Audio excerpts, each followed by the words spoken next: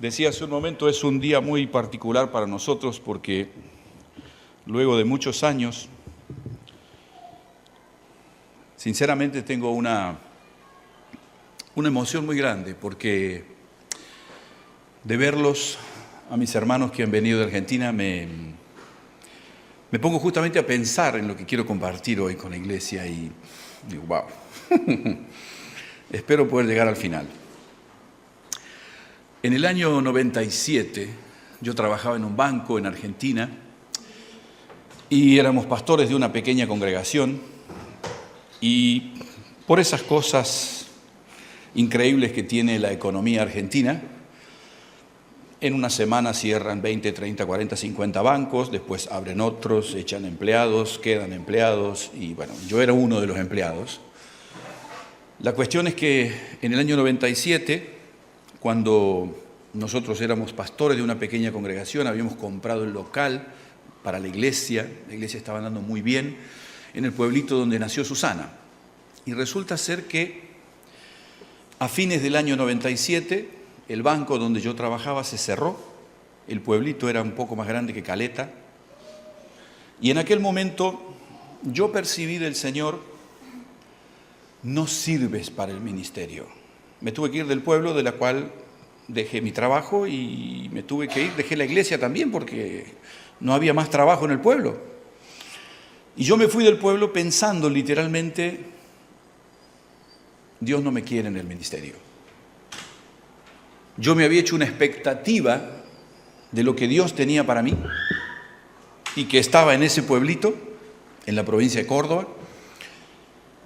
Y recuerdo con Susana el último día que estuvimos, cuando dejamos la casa, lloramos juntos, como diciendo, ¿y ahora qué? ¿A dónde vamos? Año 98, 99, conocimos la familia Pucheta y otras gentes allí en San Francisco. Y esto me hace pensar, cuando uno canta la fidelidad de Dios, y creo que una de las cosas más difíciles de enfrentar en la vida es que cuando uno tiene una expectativa sobre algo, esa expectativa no se realiza. Uno cree que Dios va a hacer esto y Dios hace aquello, diferente. Esto pasa a veces inclusive con las personas. Nosotros tenemos la idea de que una persona va a satisfacer esto y esto de mi vida y después la persona no lo puede hacer. Por eso yo quiero hoy compartir con ustedes algo que a mí me ha llenado el corazón, pero quiero que tengamos mucho cuidado porque a veces tenemos expectativas irreales y cuando hay expectativas irreales normalmente hay una desilusión terrible, hermano. Siempre que hago consejería a los novios, le digo, no puedes ver en tu esposa o en tu esposo, en futuro, la fuente de tu felicidad. Es una parte. Pero si ella o él tienen que cargar con la responsabilidad de hacerte feliz, pobrecito. Y pobrecita vos. Pero, ¿cuál es la cuestión? Mire, cuando uno tiene expectativas reales, la desilusión se evita. Yo quiero que vengan conmigo, por favor, a una historia que quiero compartir con vosotros, porque en realidad hay algo que nos une a todos los seres humanos. Yo quisiera pedirles, por favor, ¿quién de ustedes en algún momento se sintió desilusionado con alguien o con Dios? La estatua que está allá no levantó la mano. Es la verdad, hermano. Si hay algo que nos une a los seres humanos es que somos pecadores y hemos sido desilusionados por alguien. Esa es la gran verdad. Ahora, mire, una de las cosas tremendas es que si nosotros tenemos con las personas expectativas que no se cumplen, ok. Pero ¿qué pasa cuando esas expectativas las tenemos con Dios? Y eso es lo peligroso. Mire, vamos a leer juntos esta escritura. Dice la Biblia, Jesús ya resucitado, dice, después de esto Jesús se manifestó otra vez a sus discípulos junto al mar de Tiberias y se manifestó de esta manera. Estaban juntos, Simón Pedro, Tomás, llamado Dídimo, Natanael, no el de Málaga, sino el de Caná, de Galilea, los hijos de Zebedeo y otros 2 de sus discípulos. Simón Pedro les dijo: voy a pescar.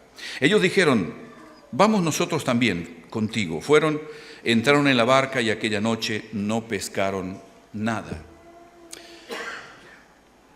Es increíble, esta historia nos cuenta lo que vivieron esa noche Pedro y algunos de los discípulos. Es muy interesante ver que aquí se nombran 6 y Juan, que escribe, teóricamente 7. 7 de los discípulos, y la Escritura dice que estaban juntos. Está claro que era un pequeño grupo, un poco más de la mitad, de 12, 11 teóricamente, quedaban solo 7. Y una de las cosas que yo leo en esto es que es un momento crucial en la vida de este grupo de personas, por una sencilla razón. Cuando Juan presenta quiénes estaban allí, él ni siquiera se nombra, pero yo quisiera, ¿se acuerdan que estudiamos el día jueves, cuando vino el Espíritu Santo, cómo estaban los discípulos? En Hechos 2:1, no lo busquen, se lo leo yo desde aquí. Hechos 2:1 dice que estaban todos unánimes juntos. Todos unánimes juntos. ¿Sí? Mire, ahí tiene el cuadrito para que usted lo pueda ver. Miren la diferencia entre Juan 21, 2 y 3 y Hechos 2:1.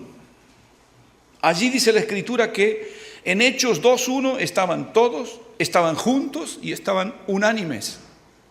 En Juan 21:3 había solo algunos, estaban juntos, pero no estaban unánimes. Y está claro que cuando suceden estas cosas, hay un ambiente pesado, hay un ambiente de ¿qué nos está pasando? ¿Dónde nos hemos perdido? Pensemos un poquito lo que ellos estaban viviendo, hermanos. Jesús había venido, había toda una revolución en Jerusalén. Ellos pensaban que Jesús era un nuevo Josué, un nuevo David. Y en realidad lo que estaba pasando es que aquel en el cual ellos habían puesto toda su esperanza estaba muerto. Literalmente muerto. Ellos tenían muchísimas cosas para creer que la situación era irreversible. Mire, hace muchos años en Argentina hubo un presidente muy conocido que también vivió aquí en España unos años, Juan Perón, y Perón decía una frase: no hay mayor verdad que la realidad. No hay mayor verdad que la realidad. La verdad es lo que tú ves. Indudablemente, cuando yo voy a la Escritura, no puedo estar de acuerdo con Perón. No puedo estar de acuerdo con él, porque nosotros no vivimos por lo que vemos, nosotros vivimos por lo que sabemos que es correcto. Nosotros creemos aunque no vemos. Pero Pedro y sus discípulos les pasaba lo que a veces nos pasa a nosotros. Jesús, la fuente de toda su esperanza, no estaba más. Y está claro que lo primero que Pedro se plantea: ¿y ahora qué hago? Nosotros dejamos todo por ti, Señor. La realidad le estaba pegando muy fuerte a Pedro. Y está claro que de frente a una situación de este tipo, uno se pregunta: ¿y ahora qué hago? Yo tenía la idea de que Dios iba a hacer esto, y Dios me desilusionó. Yo no sé si a ustedes les ha pasado, pero yo he hablado con personas que me han dicho literalmente: Dios me desilusionó. La pregunta es: ¿vos estás seguro que Dios te prometió eso? Porque para tener una desilusión con alguien uno tiene que estar seguro, o puede que yo me haga expectativas que no son reales, y ahí es donde está el problema. A veces nos hacemos expectativas que no son reales. Y cuando nosotros creemos que Dios va a hacer algo de una determinada forma y no lo hace, entonces terminamos con problemas en nuestra imagen de Dios. Yo creo que una de las cosas que a ellos les pasaba es que estaban muy confundidos, puesto que si Jesús tenía el poder para resucitar muertos, ellos lo habían visto resucitar a Lázaro, ¿cómo es posible que quien resucitó a otro es lo que le decía el que estaba, ¿no? Sálvate a ti mismo. ¿Cómo es eso? Salva a los otros y a vos no. ¿Por qué? Está claro que ellos estaban en una crisis, hermanos, muy, muy profunda.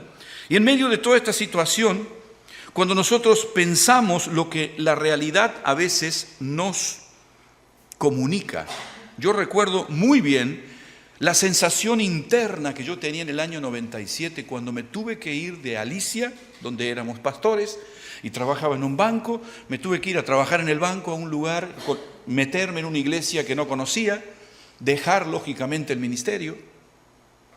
La sensación era, Dios no tiene nada para mí. Y recuerdo, Pepe Reina, en el año 98, estuvo predicando en la iglesia donde nosotros estábamos, y él predicó específicamente de arar la tierra de nuestro corazón para que Dios sembrara. Y yo recuerdo que mientras él estaba orando al final de la prédica, yo me desprendí la camisa, no es doctrina esto, hermano, por favor, ¿sí? Me desprendí la camisa y hice así, con el pecho en el aire, y dije, Señor, aquí está, siembra. ¿Ok? Ustedes imaginan lo que se vino después, ¿no? Qué bueno, qué bueno, qué bueno. Los problemas que vinieron después, hermano. Es la verdad, es la verdad, es la verdad. Las dificultades que empezamos a tener después de. Y claro, ¿cómo nos va a preparar Dios para la obra? ¿Todo lindo, todo bárbaro, todo bueno? No, no porque la obra es también situaciones de conflicto. Y mire, hay un versículo que a mí me gusta mucho verlo, porque cuando yo miro en esto me doy cuenta qué estaban pensando. Esto que dice Gamaliel en Hechos 5 es lo que indudablemente tenían los discípulos en mente. Y si nos pasa como con Teudas, mire lo que decían. Gamaliel toma la palabra y dice, varones israelitas, mirad por vosotros lo que vais a hacer respecto a estos hombres, cuando querían hacer callar a los discípulos. Porque antes de esto se levantó Teudas diciendo que era alguien. A este se le unió un gran número, como de 400 hombres, pero cuando él fue muerto, todos los que le obedecían fueron dispersados y reducidos a nada. Después de este se levantó Judas el Galileo en los días del censo, y yo en pos decía, mucho pueblo, pereció también él, y todos los que le obedecían fueron dispersados. ¿Usted cree que Pedro y los discípulos no sabían esto? Claro que lo sabían. Y si nos pasa con Jesús lo mismo que pasó con Teudas, ¿qué? ¿Qué tal si Jesús hace lo mismo que Judas el Galileo? Imagínense. Pedro en una situación tremendamente complicada, habiendo nacido en un pueblito muy pequeño, Betsaida, indudablemente se encontraba, él era de alguna forma el líder de este grupo. Y Pedro dice algo que honestamente yo lo puedo entender, porque creo que a todos nos ha pasado en algún momento. Dios no hizo lo que yo esperaba. Dios me desilusionó. Tenía todo un panorama armadito y Dios lo cambió. Mire, ¿qué dice la Escritura? 2 Corintios. Así que siempre vivimos en plena confianza, aunque sabemos que mientras vivamos en este cuerpo, no estamos en el hogar celestial con el Señor, pues vivimos por lo que creemos y no por lo que vemos. Mire cómo estaba el pobre Pedro. Confuso, desconcertado, perplejo, lleno de dudas. Normal. Jesús se había muerto y él le había puesto, hemos dejado todo. Era cierto que lo habían dejado todo, hermano. Indudablemente, él no había sido correcto, él había negado a Jesús. Y yo imagino que todo eso, indudablemente el enemigo lo presionaba y traía pensamientos de acá y pensamientos. Lo sé porque lo hace conmigo y también lo hace con vosotros. ¿Sí? Haciéndolo sentir culpable y no servís para nada y Dios te falló y Dios fue fiel con Abraham pero no lo será nunca contigo y todas esas cosas que así trata el enemigo conmigo, hermano. Y imagino que también lo hacía, pero ¿cuál es la cuestión? El peligro era que Pedro podía creer lo que la realidad le estaba diciendo. Y Pedro, cuando él cree, le dice a los demás, versículo 3, voy a pescar. Y esto es tremendo, hermano, porque significa en la vida de Pedro, no es que él vuelve a pescar, es mucho más. Es abandonar, es volver a ser el de antes, es no confiar más en Cristo. Es decir, literalmente, Dios me falló, no vale la pena que lo siga. Lo que Él me había prometido, no. Es mucho más que volver a tomar las redes e ir a pescar. Y Pedro, una cosa que mientras estudiaba este tema, Pedro dice, voy a pescar. Y ellos le dijeron, vamos nosotros también contigo. ¿Sabe? Hoy mis hijos son adultos, pero mientras pensaba esto, de pronto miro a Macarena y a Adolfo, y ustedes nunca le pueden decir a vuestros hijos, vamos a pescar. Nunca. Nunca, porque ellos los van a seguir. No pescar peces en el mar, ¿eh? No. Nunca pueden dejar de seguir a Cristo.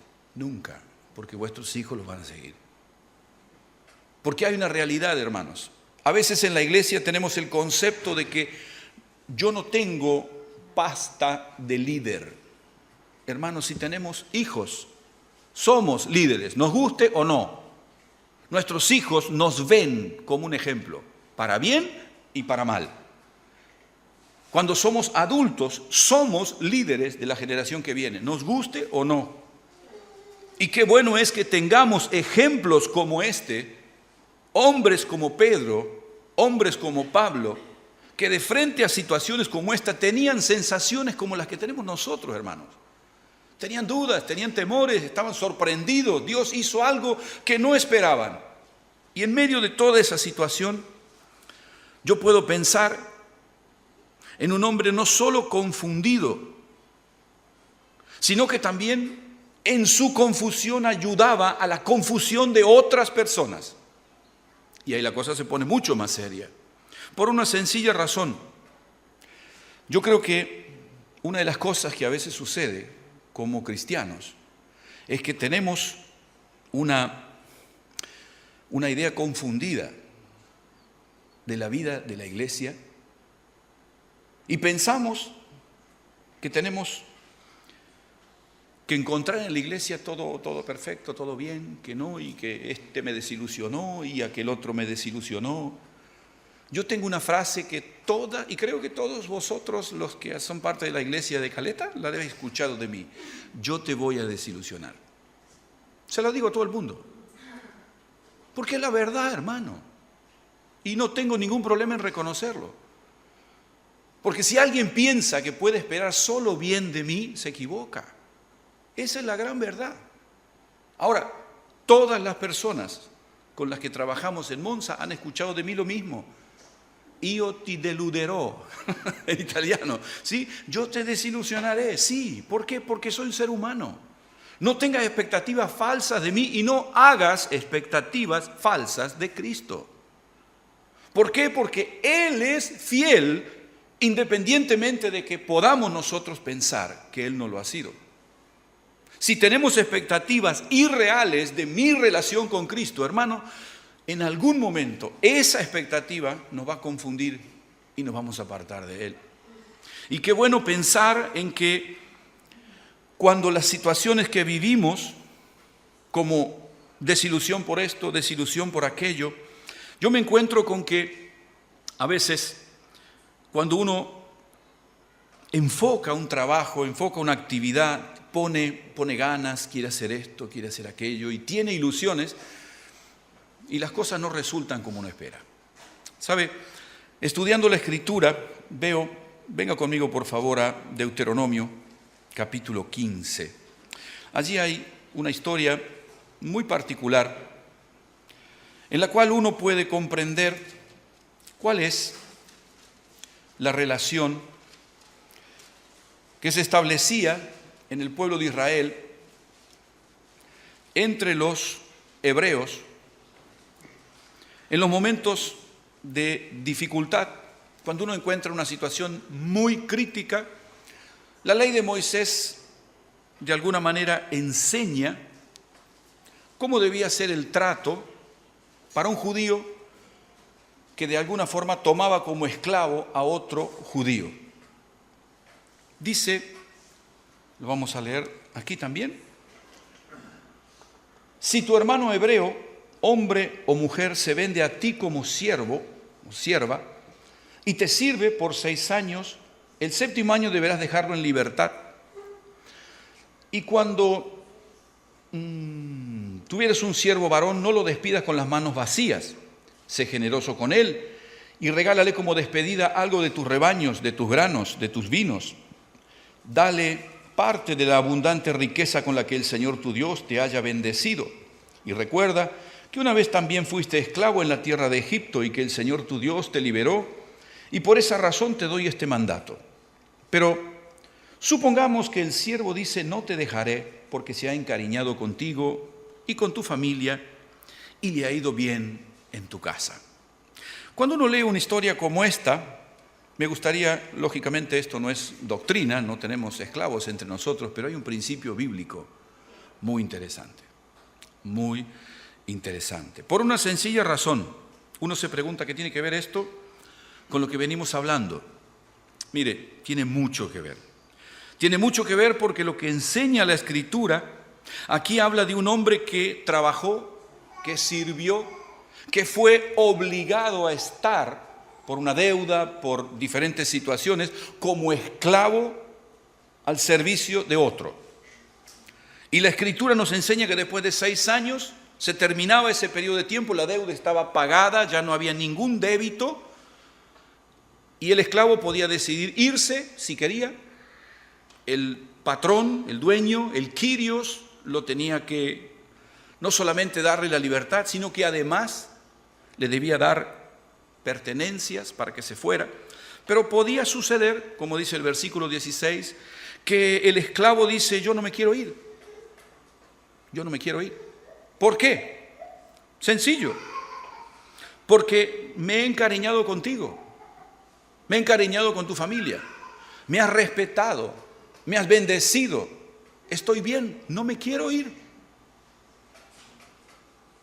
Y yo miro, y es totalmente lo contrario a lo que Pedro hizo. Pedro se fue a pescar. Dejó a su Kyrios. El esclavo dice: yo estoy bien. Yo estoy bien aquí.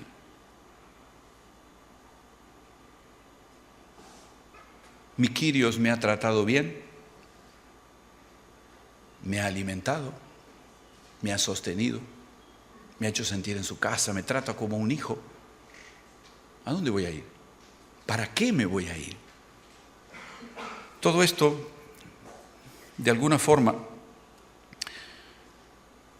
me pregunto, ¿qué significa esto que Abraham transmite y que vimos hace unas semanas atrás?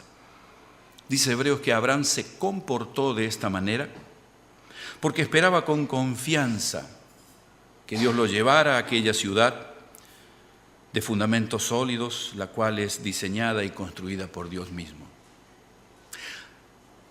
Abraham estaba tan seguro, hermanos, del trato que Dios le estaba dando y que le iba a dar, que nunca habría tomado las redes como Pedro. Nunca. Cuando yo miro hacia atrás y vuelvo al año 97, la confusión, los temores, las preguntas, las dudas, la incertidumbre del futuro,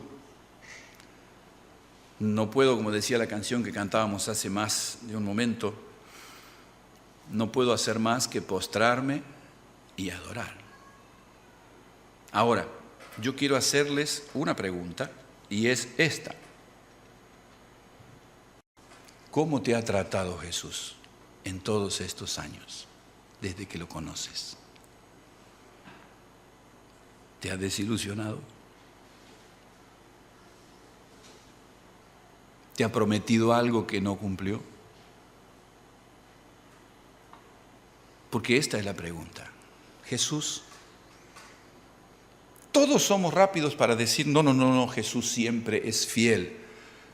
Pero te pregunto de verdad, ¿todo lo que Jesús te prometió lo cumplió?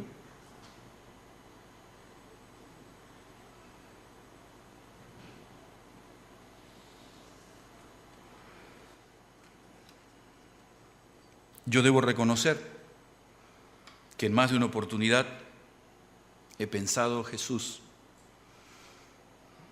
esto no estaba en los planes.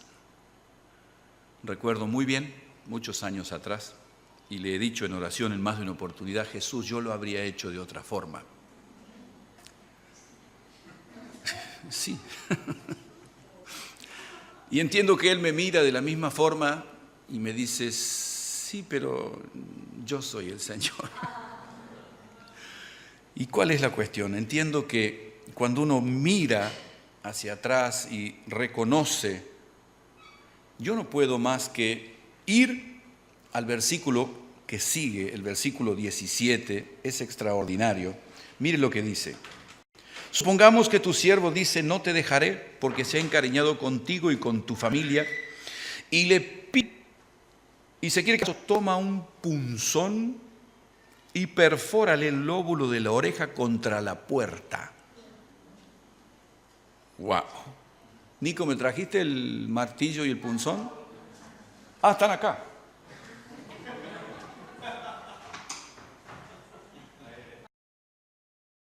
Para cuando termine el culto. ¿Cuál es la cuestión, hermano? Quédese tranquilo, ¿no? ¿Sí? No es doctrina, ¿sí? Hermano, duele, y con el martillo, no es con el arito ahí, no, duele, hermano. Pero ¿cuál es la cuestión? El que llegó como esclavo por causa del pecado, cuando se le termina el tiempo, dice, yo quiero ser esclavo por amor, yo me quiero quedar.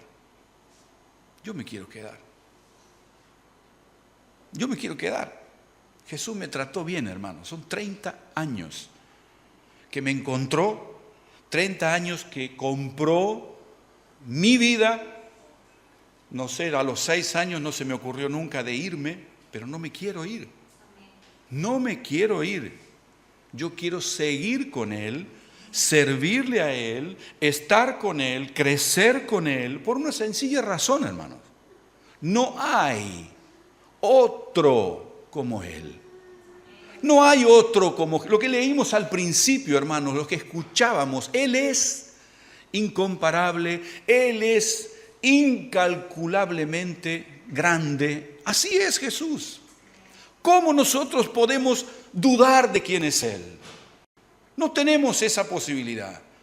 Tenemos sí que tener expectativas reales, no sentadas en lo que vemos, no sentadas en esta tierra, no sentadas en las cosas cotidianas. Nuestro tesoro está en los cielos y no en este lugar. Ciertamente, su misericordia nos alcanza hasta aquí. Ciertamente. Pero no confundamos aquello que Dios tiene solamente con lo que vemos aquí. Y nuevamente les pregunto, todos conocemos en Juan 21 la pregunta que Jesús le hizo a Pedro, ¿me amas? Nos acordamos mucho de ese diálogo de Jesús hablando con Pedro, ¿me amas? Y yo quiero de alguna manera repetir esta pregunta, pero no desde el punto de vista si amamos a Jesús, sino cómo te ha tratado Jesús. ¿Cómo te ha tratado Jesús? ¿Cómo te ha ido con Él? ¿Qué es lo que hoy por hoy tú tienes?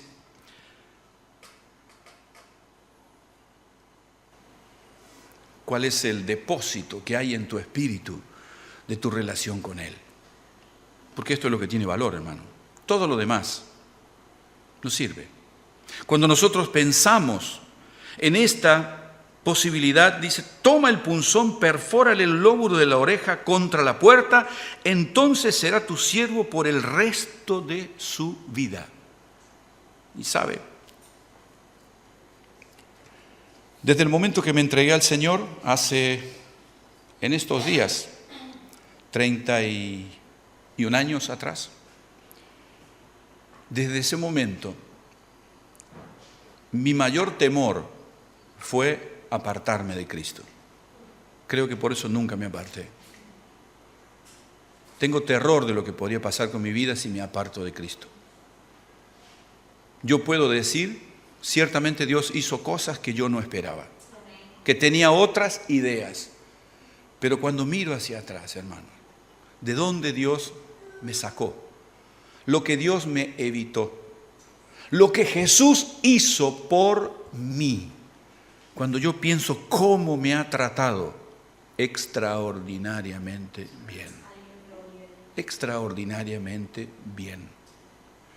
Yo les animo a pensar en una obediencia no por obligación, sino como este siervo que plantea literalmente. Mire, me encanta cómo Pablo presenta la carta a los romanos. Mire lo que dice: esclavo de Cristo. Esclavo de Cristo. Él entendía esto de el esclavo por amor. Él sabía lo que era ser esclavo de la ley, y cuando encontró a Cristo, necesito cambiar. Necesito cambiar. Se esclavizó por amor, hermano. No quiero irme, me trata tan bien, me perdona, me acepta, me restaura. Y es increíble pensar que, así como Pedro tomó una decisión en un determinado momento de decir voy a pescar, Jesús lo buscó. Poco más adelante está en el versículo 3, Pedro se fue a pescar, y solo 12 versículos después está cuando Jesús lo llama, y lo imagino diciéndole: Pedro, ¿me amas? Buscando restaurar. Yo creo que el Señor hoy nos ha convocado a cada uno de nosotros y espera de nosotros una respuesta. Yo pregunto, para que le respondas al Señor, no a mí. Si tuvieras al Señor mirándolo a los ojos, ¿qué le dirías? ¿Cómo te ha tratado? ¿Has sido fiel? ¿Has sido fiel? ¿Ha prometido algo que nunca te dio? En mi caso, hermanos, el 100% de las cosas en las que teóricamente Dios no hizo fue porque yo estaba equivocado. Yo me hice ilusiones, no realidades, de lo que es mi relación con Cristo. Cuando Pablo inicia la carta a los romanos, él dice claramente: yo, esclavo, y le faltó poner por amor, de Cristo Jesús, elegido por Dios para ser apóstol, enviado a predicar la buena noticia, escribo esta carta. Vamos a orar por esto, hermanos. Yo creo que en un tiempo el Señor quiere acercarnos, y si, así como decía yo hace un momento, Deuteronomio dice: si quiere quedarse, toma una lesna, toma un punzón y perfórale el lóbulo de la oreja. Entiendo que en esta tarde no es un punzón y no es la oreja, pero entiendo que es la palabra y es tu corazón y es tu espíritu el que es traspasado por la palabra. Y es algo que tú debes hacer. Yo no puedo, pero sí puedo orar para que Dios atraviese también mi esposo. Yo también lo necesito, no estoy como que, ¿sí? Yo también lo necesito. Oremos juntos por esto.